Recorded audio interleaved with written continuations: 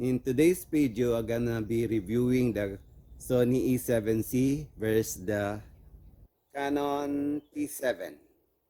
So we're gonna get footage for video and photo for this camera, and then we'll review which is the camera is better for video and photo.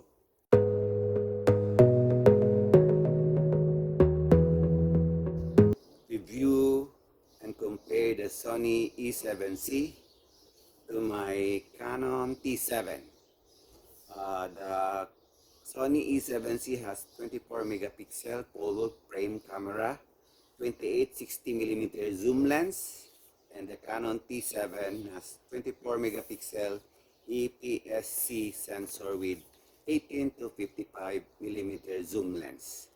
It's the best point and shoot camera, guys, the Canon T7C. That's why I would like to compare it to the Sony E7C to check why this is the one of the world best point and shoot camera for beginners. I'm walking in the forest, guys, to test my Canon T7. This is the footage for the Canon T7.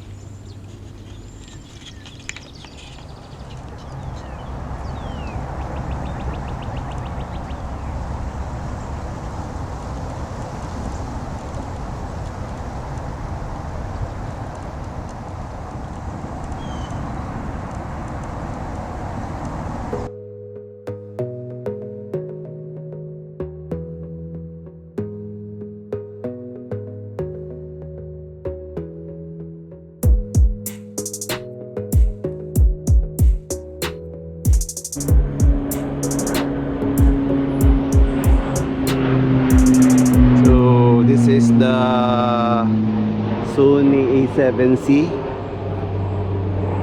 I'm recording here at the forest with handheld, no gimbal.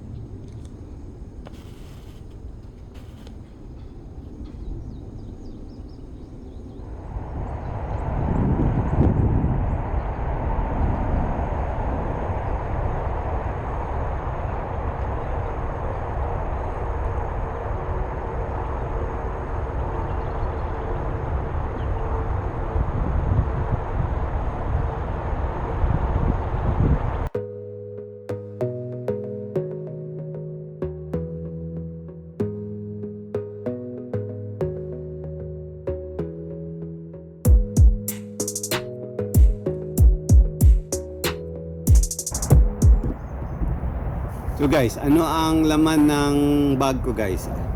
What I have in my bag guys. So I have here the Sony E7C guys. That's my prime camera guys. And then I have here my second camera, the Canon T7 guys.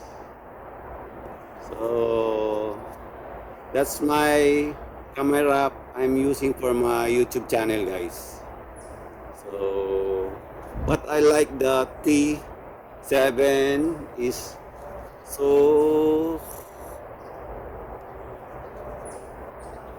easy to carry guys, not so heavy. So it's more like phone, see.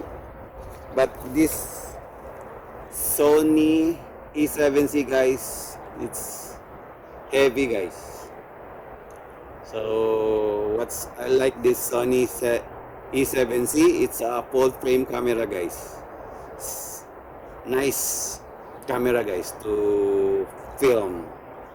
But on this Canon T7, it's handy guys. It's practical guys. It's what I like the T7. It's nice on the photo guys. It's superior in photography. And then it's not so expensive like the